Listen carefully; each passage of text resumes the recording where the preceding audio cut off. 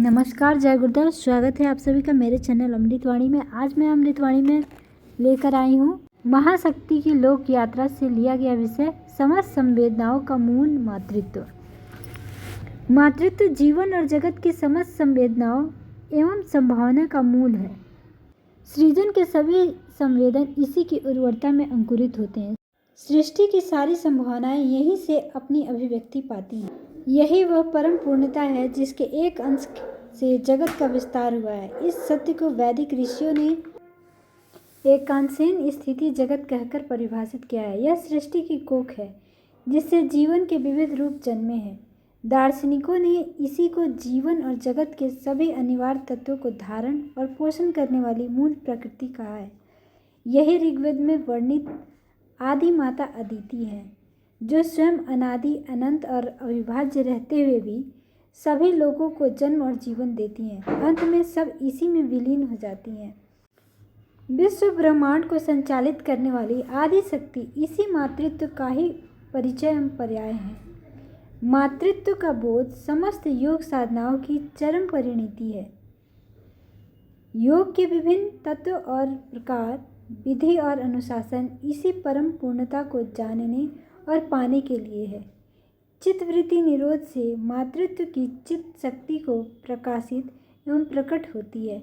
इसी में साधक को अपने स्वरूप का बोध होने के साथ अनेकानेक यौगिक विभूतियों की प्राप्ति होती है। साधकों की साधना और सिद्धि की आधार भूमि यही है। यही योगियों की कुंडलिनी शक्ति है, जिसके जागरण मात्र से योग साधकों में महाशक्ति की अभिव्यक्ति के अनेकों स्रोत खुल जाते हैं। मातृत्व की कृपा से ही योग साधक और सक्षम और समर्थ बनता है। अनेकानेक सिद्धियां एवं विभूतियां उसका अनुगमन और अनुसरण करती हैं। उसमें कैवल्य की प्रभा प्रकाशित होती है। अपनी संपूर्णता में योग गम्य, ध्यान गम्य एवं ज्ञान गम्य मातृत्व का सामान्य परिचय जीव को जन्मते ही हो जाता है। प्रत्येक प्राणी मातृत्व की सजल भावानुभूतियों में जीवन पाता है। उसकी माँ ही उसके लिए सब कुछ होती है। उसके हृदय से पहली पुकार माँ के लिए उठती है। होठों से पहला शब्द माँ निकलता है। सारे रिश्ते नाते, सारे संबंध संवेदनाएं मातृत्व के इर्द गिर्द अपना अस्तित्व बुनती हैं। सबके केंद्र में माँ ही होती है। जो माँ से घनिष्ठ होता है उसी से घनिष्ठता की अनुभूति होती है। माँ के संवेदन विस्तार में जीवन की संवेदनाएं विस्तार पाती हैं।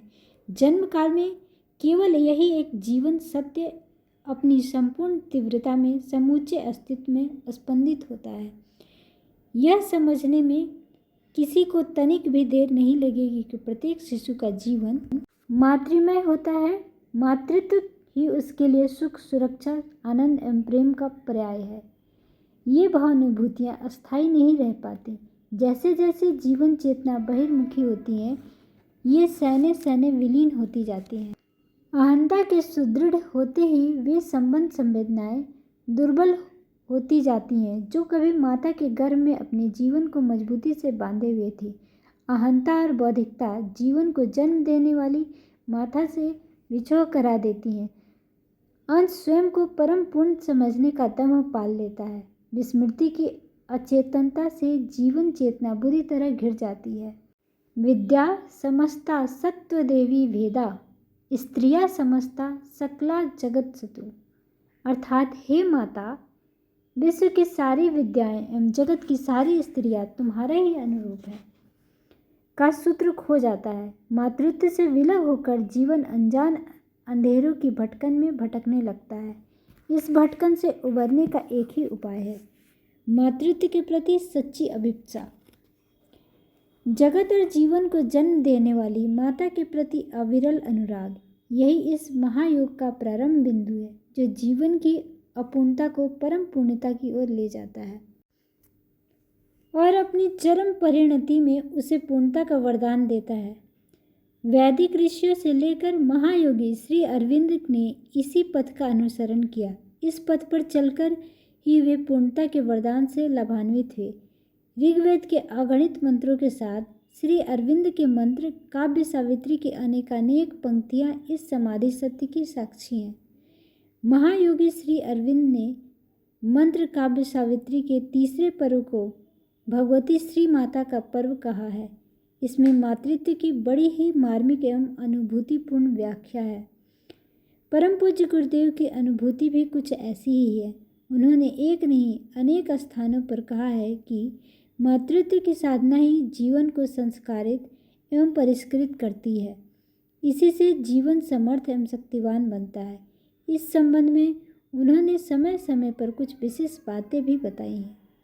उन्होंने कहा कि काल प्रवाह एवं सामान्य एवं असामान्य क्षण प्रवाहित होते रहते हैं। सामान्य क्षणों में मानव मातृत्व की अभिप्सा करता है, माता की परम पूर्णता का बोध पाने के लिए योग साधना में निरत रहता है, ध्यान एवं ज्ञान की साधना करके आदि माता से अपने जीवन की पूर्णता का वरदान पाने की प्रार्थना करता है। असामान्य क्षणों में अपनी कोख से जीवन और जगत को प्रसव करने वाली माता स्वयं प्रयत्नशील है। सृष्टि की सुसंस्कारित करने के लिए वह स्वयं युग शक्ति बनकर अवतरित होती है। वह अपनी भटकी हुई संतानों को राह बताने आती हैं। उसकी दैवी चेतना मानवीय देह से अभिव्यक्त होती है। महादेवी स्वयं मानवीय बनकर अपनी असंख्य संतानों को लाड़ दुलार करती हैं। आदि शक्ति युग शक्ति का रूप धारण कर सतपथ का परिवर्तन करती है। जगन माता किसी संकेत, इंगित अथवा आदेश से नहीं, बल्कि स्वयं जीवन के सभी आयामों को जीतकर तत्व और सत्य का बोध कराती हैं। अपने बच्चों को अंगुली पकड़कर जीवन जीने की कला सिखाती हैं। सृष्टि के इतिहास में ये क्षण बड़े ही महिमामय होते हैं।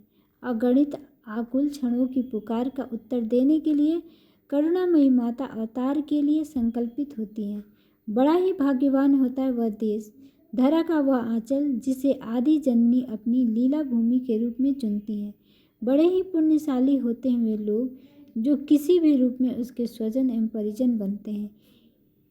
इस सब से भी कहीं अधिक धन्य वे हैं जो भक्ति से उफनते एवं हृदयों को माता के चरणों में उड़ेल कर मातृत्व का अर्चन वंदन करते हैं। वे भी कम पुण्यवान नहीं होते जो दिव्य जननी की लीला कथा का स्मरण, चिंतन एवं अवगाहन करते हुए उनकी ज्योतिर्मय चेतना से एकात्म होने की साधना करते हैं। साधना के भावपूर्ण स्वरों को उत्तर देने के लिए ही जो भावमयी माता भगवती अवतार लेती हैं, इसलिए तो मातृत्व की विशुद्धि चेतना घनीभूत होकर स्थूल रूप में प्रकट होती है। मानव की जन्म जन्मांतर की आध्यात्मिक अभिप्साओं का उत्तर देने के लिए ही मातृत्व की दिव्य ज्योति जन्म लेती है। उसके प्रकाश से लोगों के बाह्य आवरण ही नहीं, जीवों के अंतःकरण भी प्रकाशित होते हैं। युग शक्ति के अवतरण से हवाओं में अलौकिक सुगंध फैलने लगती है। जागृत आत्माएं अपने अंतःकरण में बड़े ही अद्भुत स्पंदों को अनुभव करती हैं। आदि शक्ति की दिव्य ज्योति के जन्म महोत्सव मनाने के लिए ऋषि, देवता एवं सिद्धगण सक्रिय होने लगते हैं।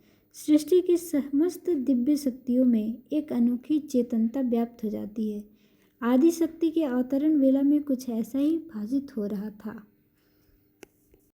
तो आज के लिए बस इतना ही। मिलते हैं नेक्स्ट वीडियो में दिव्य ज्योति के अवतरण की वेला को लेकर के। तब तक अपना ध्यान रखिए, खुश रहिए, मस्त रहिए। वीडियो में अंत तक बने रहने के लिए आपका बहुत बहुत धन्यवाद। आपका दिन शुभ हो।